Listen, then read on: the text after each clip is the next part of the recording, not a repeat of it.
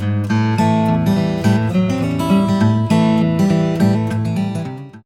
Neds or friends, it's Maggie, and I brought my helpers, Eleanor, Holly and Eleanor, to do another art project with you guys today. We miss seeing you and hope everybody is doing well. Make sure before you start any of this, you ask permission from mom or dad or grandma or grandpa or anybody who's helping you out with this stuff, okay? So today we're gonna do watercolor paintings with special effects. And our special effects are gonna be done with rice and salt.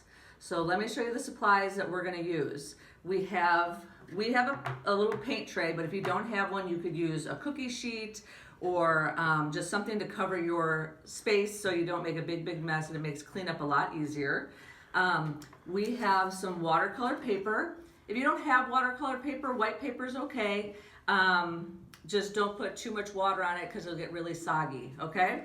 So we also have our watercolor trays.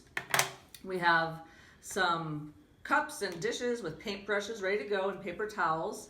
And then over here, we have our salt and some rice. Okay, so make sure you're definitely asking for permission before you start this and go into the kitchen cabinets. The first thing we're gonna do, I like to tape down our paper to our surface, because when the paper gets wet, it tends to kind of curl and warp, and this helps keep it flat so you can work on it easier. And we're just gonna use painter's tape, but masking tape would work as well, because it won't tear your paper when you peel it up. All right, so you don't have to tape it down, but the other cool thing is when you tape it, it gives it a nice little frame where the paint isn't gonna go. So when your project's all the way done, you're gonna kind of have a little instant frame. So we're gonna take a quick little break. We're gonna tape down Eleanor's. We already have Holly's taped down, and we'll be right back, okay?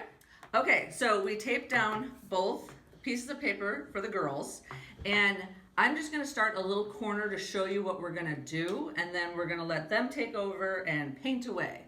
So Eleanor is nice enough to let me use hers as an example, and she wants to use this really cool teal, her favorite color. All right, so you get your brush really wet, and you dip it in your watercolor paint, okay? See? And then we're gonna put it right over here on our paper. All right, and remember I said how that's gonna make a nice little frame in that corner? All right, so as you go, the key to this is when the paper's still wet, you're going to add your salt and your rice, okay? And that's, the salt and the rice are gonna absorb the water really fast, so that when it dries, it's gonna have really cool kind of abstract designs and pictures.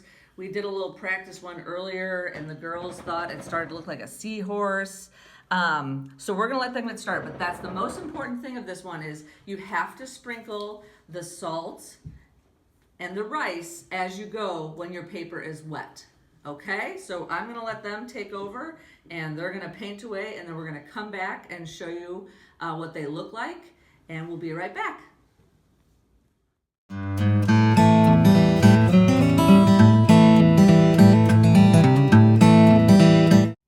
Okay, so the girls finished painting, and we use lots of color, which is awesome, and you can already see our rice and our salt are starting to have effects on our watercolor. So we're gonna have to let this dry for a little bit, and then we're gonna come back and peel up the tape and show you the final result.